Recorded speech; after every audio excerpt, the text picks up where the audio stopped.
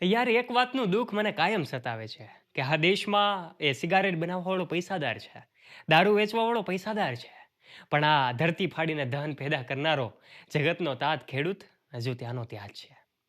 એક તરફ આ જગતનો તાત એક સમય હતો કે જ્યારે આ નોટ ઉપર હતો, અને આજે આ જગતનો તાત રોડ ઉપર છે. દુઃખ ત્યારે થાય કે એક તરફ જ્યારે ખેડૂત પાક તૈયાર થઈને બજારમાં લઈ જાય, ત્યારે એને કરદાના નામે એના ઉપર લૂંટ ચલાવવામાં આવે. તો બીજી તરફ કુદરતનો પ્રકોપ કે ભયંકર માવઠું પડે.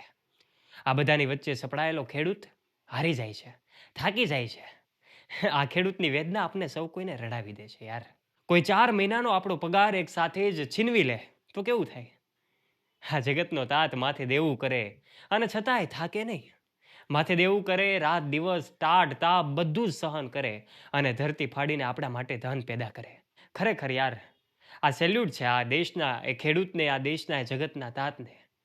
એવા કેટલાય ખેડૂતો છે આત્મહત્યા કરી લીધી છે, કારણ કે એની ઉપર દેવું વધી જાય અને બીજી તરફ હાથમાં કાંઈ ન આવે.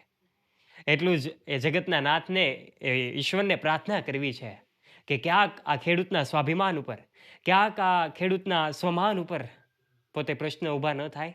એની જવાબદારી હવે તમારી છે. આ બધું સાચવવાની જવાબદારી ઈશ્વર હવે તમારી છે. સાચવી લેજો આ જગતના તાતને, પ્લીઝ.